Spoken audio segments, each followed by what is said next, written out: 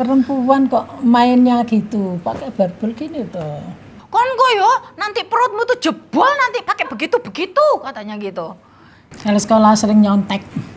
Iki bukan rahasia mak iki rek. Ya kan namanya juga cinta pertama ya, jadi melupakan segala-galanya. Iya. Pemirsa, Inul nggak pernah sekolah. Bisa kerja kamu sekarang, sekolahnya harus yang baik. Aku itu kalau sama Ivan ya, ojo dibentak anak itu. Suwun ya mak, sudah melahirkan aku.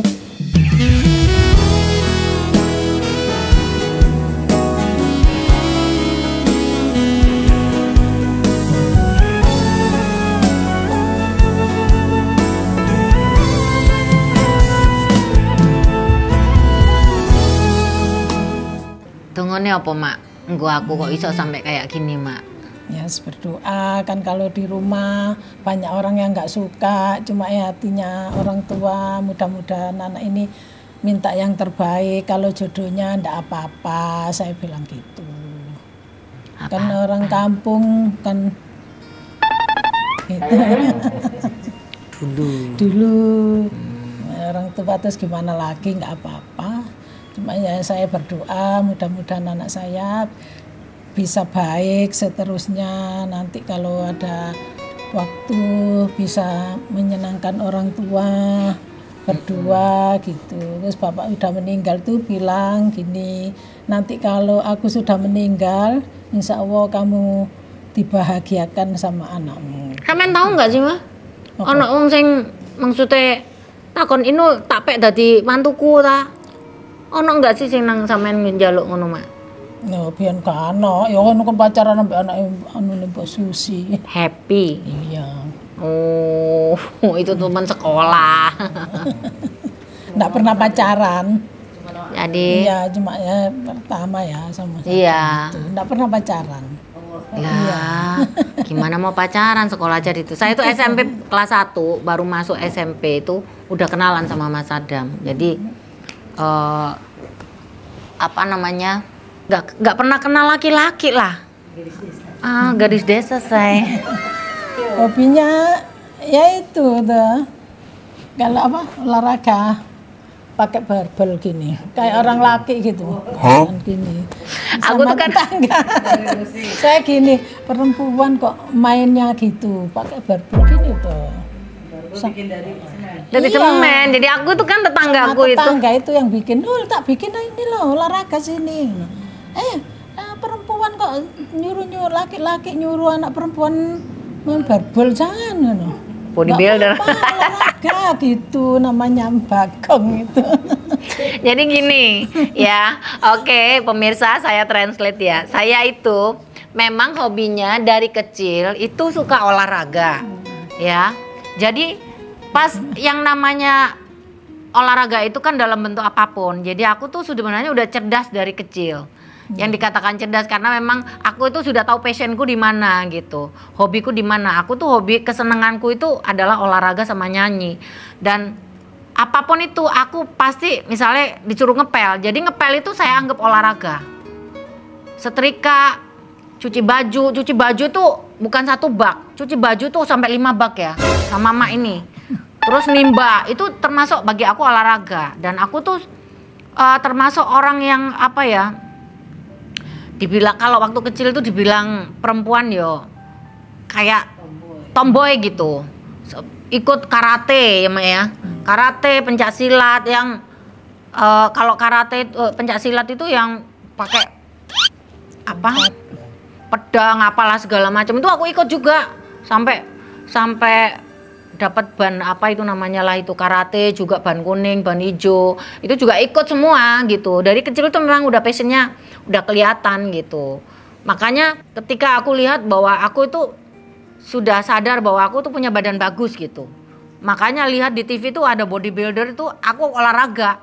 Nah tetanggaku tuh kan pakai begini-begini kan, pakai alat kayak gitu. Kalau sekarang kan beli model merek apalah itu kan banyak kan kayak di situ. Tapi kalau dulu kan nggak ada, tampar pakai kayu ya kan. Terus ada apa cat kaleng itu bekasnya diisi semen, digantungin pipa gini. Jadi buat begini tuh. gitu. Nah itu di kamar aku begitu, karena kan kalau ketahuan emak dimarahin, jadi pintu kamar tak kunci, aku olahraga di dalam gini. Udah gitu pintu marah, bok bok bok bok bok. Weh, perempuan ini nggak boleh main beginian. Kamu mau jadi laki-laki apa? Gitu. Aku tetap olahraga aja karena ternyata apa namanya, badan itu jadi bagus gitu, kenceng gitu. Jadi apa ya, sterek lah kalau namanya badan itu gitu. Terus latihan begini kon gue ya nanti perutmu tuh jebol nanti pakai begitu katanya gitu. Dulu kan orang tua nggak nyetujuin ya, misalnya olahraga atau apa gitu. Tapi kan ketika aku di usia yang udah banyak gitu, melihat aku punya badan bagus gitu. Jadi kalau ke kamar mandi itu kalau begini ya, ketemu gini mandi gitu, kadang masih suka dimandiin ya. Weh, anakku umurnya wis akeh tapi badannya masih bagus. Itu dari akumulasi, Mak gak ngerti akumulasi soalnya. Jadi tak kasih tahu. Gara-gara nih aku biar nek nyanyi jogetnya kayak gitu, itu tak anggap olahraga di panggung. Terus aku nimba, aku olahraga kayak gitu. Makanya sekarang itu walaupun sudah punya anak, bodiku masih bagus, badanku masih bagus gitu. Nah, makku tuh nggak ngerti kalau namanya akumulasi itu apa. Tapi yang jelas hasil gara-gara aku suka olahraga zaman dulu, makanya hasilnya saiki awakku apik gitu. Aku jelasinnya ke gitu sama emak. Ya namanya juga orang tua lah ya gitu. Tapi ya mungkin karena aku sadar bahwa aku tuh passionnya banyak, ya olahraga, ya nyanyi, semuanya bisa lah gitu. Ikut Karang Taruna, belajar masak, belajar apa aja itu tak ikutin ya, termasuk. Tapi yang ngono sekolahnya juga begitu pinter. Tapi nggak apa-apa lah ya, orang itu kan jalan hidupnya masing-masing. Kalau sekolah sering nyontek. Nyontek lah. Ini bukan rahasia mak kira. Jadi emang dari SD itu aku itu kan kalau sekolah itu buku pelajaran itu tak isi sama buku nyanyian. Nyatet lirik. Walaupun itu lagunya artis yang zaman-zaman dulu kayak lagunya Nia Daniati, terus lagunya Diki Astria gitu-gitu ya. Tak catat di itu sampai guruku sekolah itu diliatin bukuku, ini buku nyanyian ini kamu nggak belajar apa gitu. Jadi suka nyontek gitu. Makanya kadang-kadang saya itu beli ke temen. Besok ulangan gitu. Besok aku kamu ajarin ya. Aku beli berapa? 10 perak gitu. Ya udah, suka nyontek aja gitu. Ya aku cerita sama mama, kok bisa sih nilainya padahal kamu nggak belajar? Iya aku nyontek. Ya jujur aja aku nyontek memang. Terus SMA-nya ya gitu. SMP ya. Iya. SMP. Iya, SMP oh my gitu. God. SMP malah sekolah.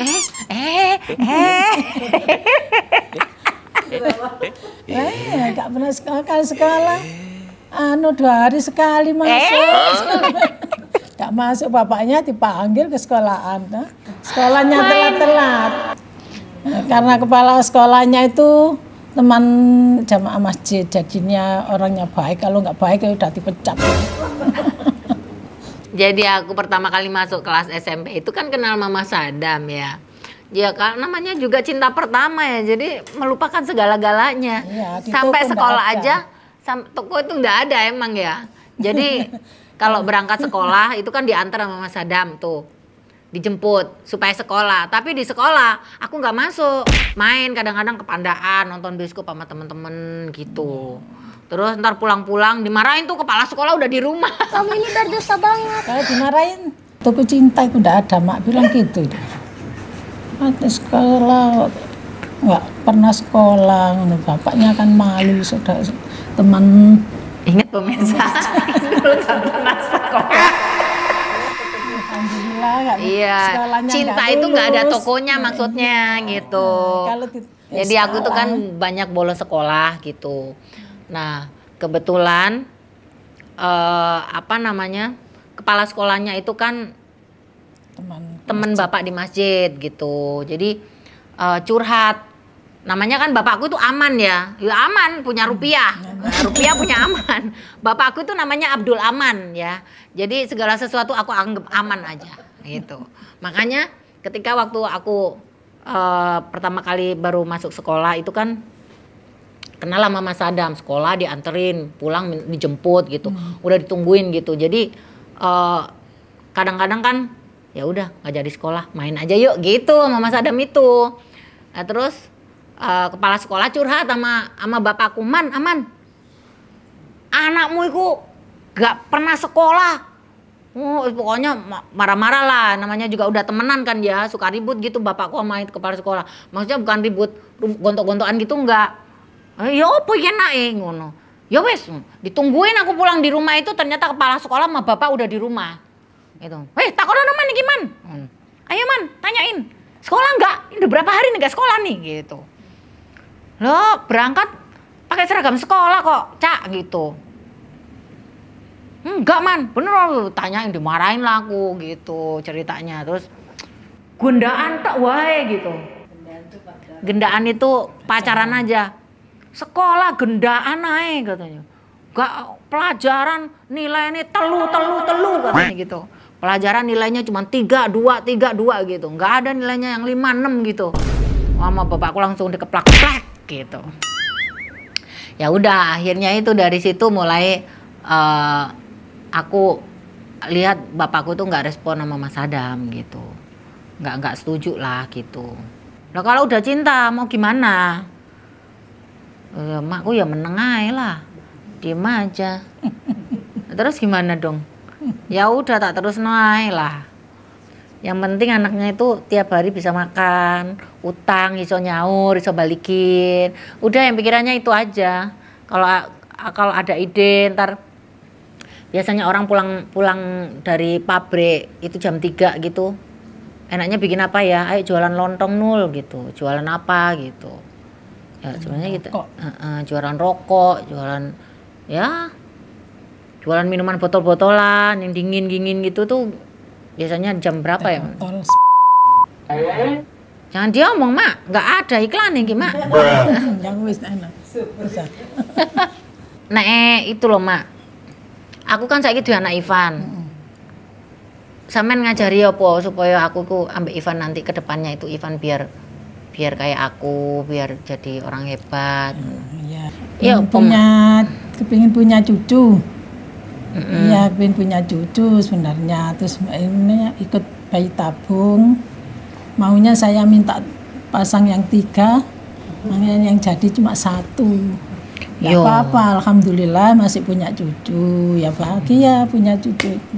Saya ngajari Ivan, ya gini mama dulu sengsara gini bisa kerja, kamu sekarang sekolahnya harus yang baik, bisa jangan kayak Inul gitu, kayak emaknya gitu maksudnya. Jangan kayak mama. Minta yang baik sekolahnya biar nanti sukses jadi orang besar, jadi dokter apa gitu, pengusaha gitu, mintanya yang baik kalau saya sukses. Emakku tuh nggak ngerti parentingnya, tapi gini loh, orang tua itu maksudnya aku itu kalau sama Ivan ya, jadi bentak anak itu gitu. Kalau anak dibentak nanti bisa lari gitu. Kamu dulu tak ajarin juga kayak gitu kan. Jadi kalau aku ngomong keras, terus kalau aku bentak-bentak, kamunya kabur gitu. Itu jangan dicontohkan ke anak. Kayak gitu sih. Gitu. Jadi parentingnya adalah ketika aku punya pengalaman tidak enak terhadap orang tua, itu jangan kamu ulangi di anakmu gitu. Ya, kalau yang baik-baik misalkan ya itu tadi ketika aku punya passion, punya apa gitu. Ya udah. Makanya ketika anak-anak saya itu si Ivan sekarang udah umurnya banyak ya, udah 15, udah 16 gitu. Kalau aku pas emak ada di rumah terus atau pas lagi lihat Ivan, aku lagi ngambek atau apa itu, jangan gitu. Nggak boleh kayak gitu. Kamu dulu kayak gini, kamu juga kayak gitu kan. Nanti kalau kamu gituin lagi, ya pasti dia akan lepas gitu. Makanya kalau ngajarin anak ya sing enak-enak ae lah, sing apik-apik, karena ucapan itu adalah doa gitu. Jadi jangan kamu kasih tiru tindakanmu yang jelek kepada anakmu gitu. Tapi emang bener sih, aku tuh tanpa sadar ya. Kadang aku manggil Mbak itu kan biasanya ada speaker ya di rumah itu, Mbak, naik Mbak gitu. Kadang aku lalai gitu. Mbak, Mbak sini Mbak, sini Mbak turun Mbak, gitu. Jadi itu ditiru sama anakku. Padahal sebenarnya di kamar itu ada speaker, tet gitu, yang di bawah pasti denger gitu. Mbak naik ya Mbak gitu. Jadi aku pernah ditegur sama anakku. Bisa nggak sih mama nggak denger Ivan teriak-teriak? Mama juga teriak-teriak gitu. Baru sadar kayak gitu. Ternyata tuh ditiru sama anak gitu. Jadi ketika orang tua menasehati itu ternyata ketika aku udah ada anak itu merasa bener gitu. Ya kalau dulu kan bantah, wah kok merasa aku bener gitu. Tapi ternyata ketika hal baik itu, ketika hal jelek itu tanpa sadar kita lakukan dan itu dicontoh anak kita itu berasa gitu, oh ya orang tua aku bener gitu. Ternyata waktu yang berbicara gitu. Kalau melihat Ivan sekarang itu sampean ya apa Mak? Ya dilus, ya jangan dikasar, gini nak gitu. Pokoknya jangan dikasar, nah, anak itu. Kalau dikasar tambah keras nanti. Ini pernah tak kasar ya pergi, jadinya enggak pernah ngasar. Minggat guys. Mesti nyari ke Sukoharjo sana, ke rumah temannya ngeband itu. Ya. Aku kalau dimarahin itu ngambek, pergi. Jadinya habis tak marahin cuma saya tetap nyari. Itu jadinya nggak nggak marahin lagi sudah kalau gitu. Takut. Iya, jadi kalau ke Sukoharjo sana temannya ngeband itu. Aku tuh kalau dimarahin ya wes kalau dimarahin kan jengkel tuh, udah nggak mau nyuci, nggak mau nimba, nggak mau bantu. Habis dimarahin langsung kabur, pergi kemana coba, ke Pandaan, ke rumah temen yang ngeband itu, udah sampai nggak pulang gitu, kadang sampai tidur di sana gitu, nyari, bingung kan, gitu. Ternyata kalau seperti ini Mas Adam juga pernah ngasih tahu aku, kalau kamu kayak anjing sama kucing nih, kayak Ivan sama kamu itu gini terus gitu, ribut mulu gitu, ntar anaknya nggak betah di rumah gitu. Makanya ya harus pelan-pelan kalau ngasih nasihat gitu. Sampai naruh lagu-laguku ta, anaknya jadi penyanyi sampai ngerti laguku apa ya Mak? Selalu banyak dikocok-kocok itu ada dulu. Oh terus apa meneh? Oh meneh? Ya banyak lupa udah. Nggak kenal lagu-lagunya Inul tuh nggak tahu dia mah.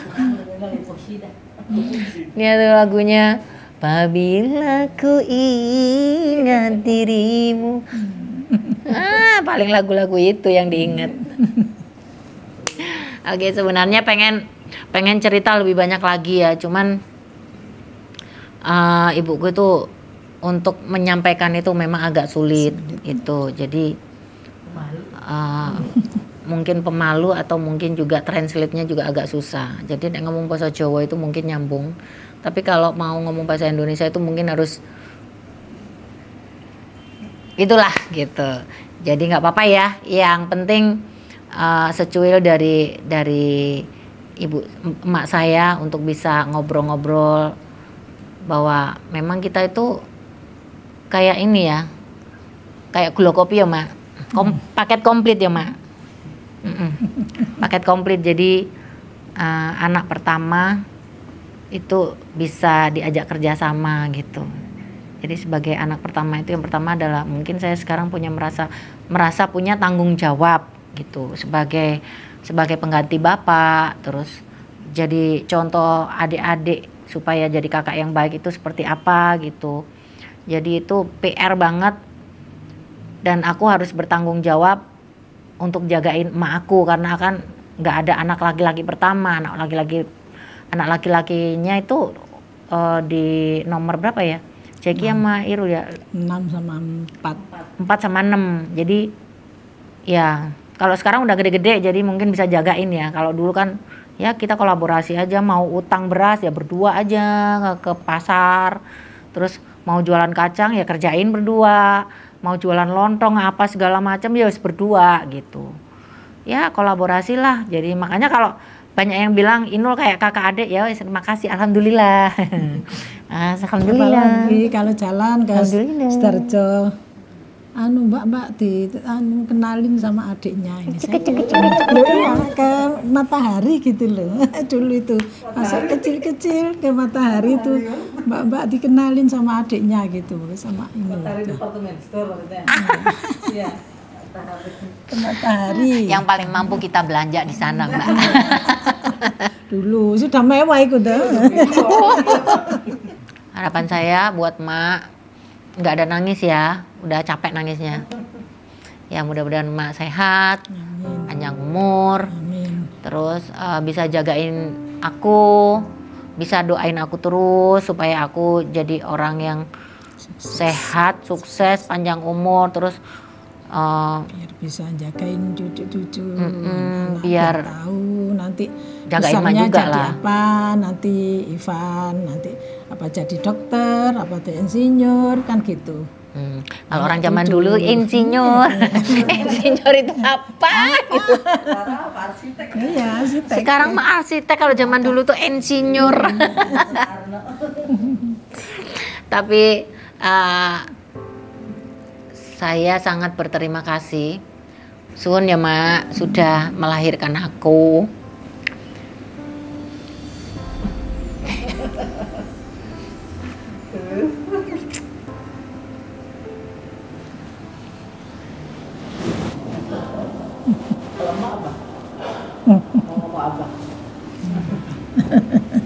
Ya saya terima kasih sudah dibahagiakan anaknya sudah enak semua.